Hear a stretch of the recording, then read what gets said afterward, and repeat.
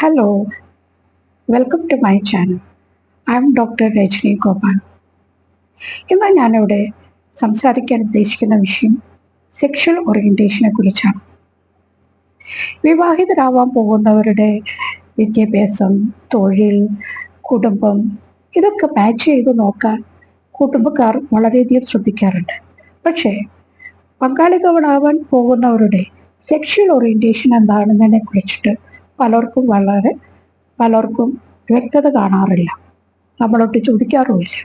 പക്ഷെ ഈ ഒരു പ്രോബ്ലം മൂലം ഒരുപാട് വിവാഹങ്ങൾ ഡിവോഴ്സ് ആവുന്നുണ്ട്, ഒരുപാട് ആളുകൾ കഷ്ടനഷ്ടങ്ങൾ അനുഭവിക്കുന്നുണ്ട്. അതുകൊണ്ടാണ് എനിക്കിതിനെക്കുറിച്ച് സംസാരിക്കണമെന്ന് തോന്നിയത്. എന്താണ് സെക്ഷൽ ഓറിയന്റേഷൻ?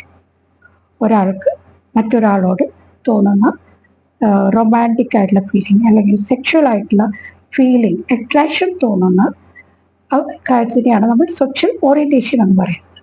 അപ്പോൾ സെക്ഷൽ ഇപ്പോൾ നമ്മൾ ഒരു പെൺകുട്ടിക്ക് ഒരു ആൺകുട്ടിയോടാണ് തോന്നുന്നതെങ്കിൽ അതിന് നമ്മൾ അതിന് ഹെട്രോസെക്ഷൽ എന്ന് പറയും. അതാണ് നമ്മൾ സാധാരണ കാണുന്നത്.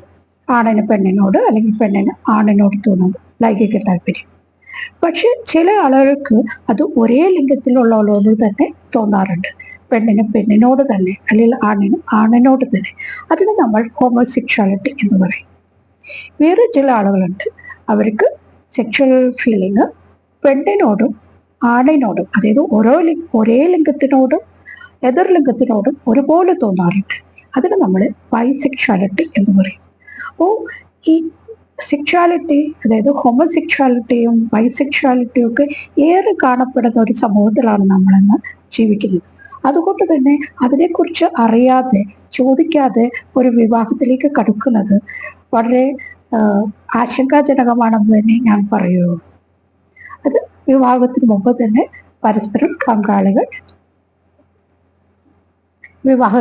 തന്നെ പങ്കാളികൾ പരസ്പരം അവരുടെ സെക്ഷുവാലിറ്റിയെ കുറിച്ച് സംസാരിക്കേണ്ടത് വളരെ അത്യാവശ്യമാണ്. കാരണം അതല്ലെങ്കിൽ അവരുടെ ഭാവി ജീവിതത്തിൽ വളരെയധികം പ്രശ്നങ്ങൾ നേരിടേണ്ടതായിട്ട് വരും. ഇനി അടുത്തൊരു വീഡിയോയിൽ വീണ്ടും കാണുന്നത് വരെ ബൈ, ടേക്ക് കെയർ.